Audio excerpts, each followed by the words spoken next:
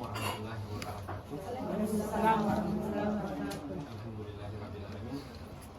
Puji syukur kita panjatkan kepada Allah Subhanahu wa Ta'ala, karena kita masih diberi umur dan dalam keadaan sehat walafiat.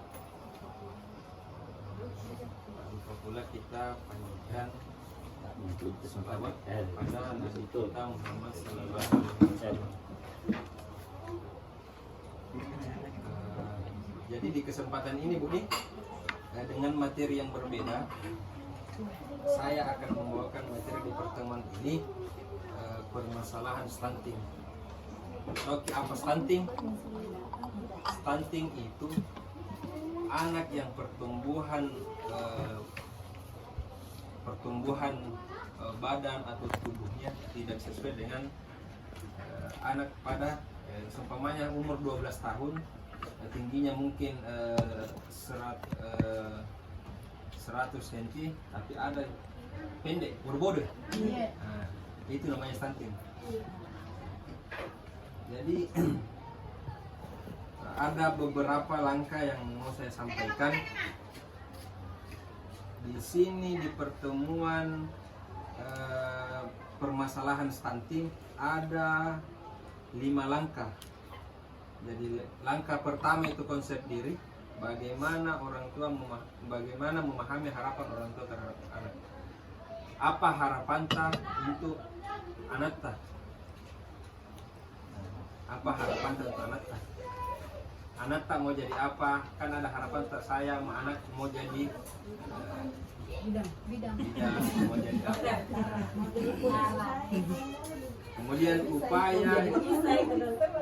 Kemudian upaya yang dilakukan orang tua untuk mewujudkan harapan anak. Apa yang dilakukan supaya harapan ini bisa dipenuhi oleh anak, bisa menjadi kenyataan untuk anak. Langkah kedua itu pengertian stunting. Nah, stunting ini yang tidak Nabi anak atau kampung ada dulu. Nah, pendek itu, itu. Jadi yang pentingnya 1000 hari pertama kehamilan, mulai dari hamil pertama di dalam janin, masih anak-anak masih 1 bulan 1 hari pada saat kita tahu hamil. Nah, itu pentingnya itu kita asupan gizi supaya terhindar dari stunting dulu. Langkah ketiga penyebab.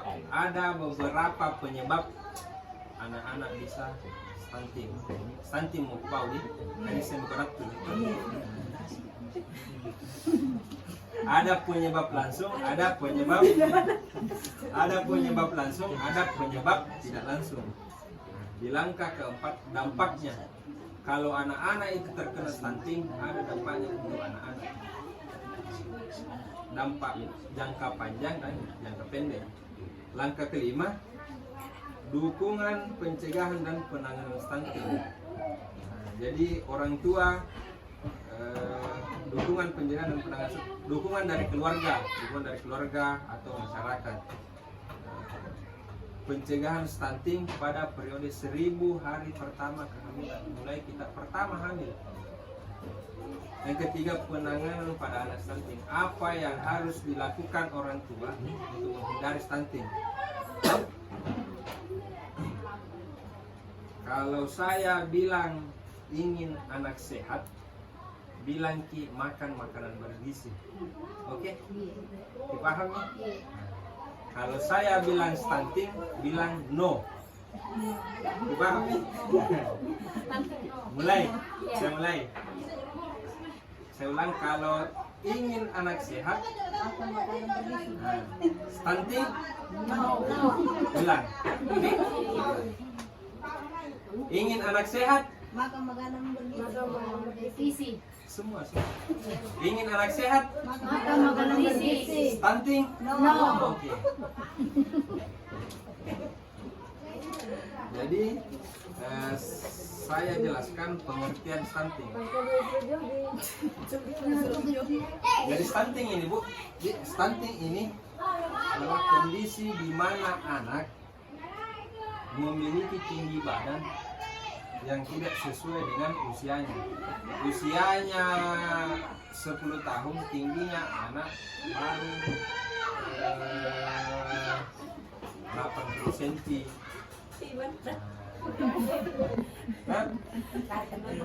Tetapi pendek itu tidak sama dengan stunting atau belum tentu stunting. Nah ini ada yang tinggi, ada yang pendek.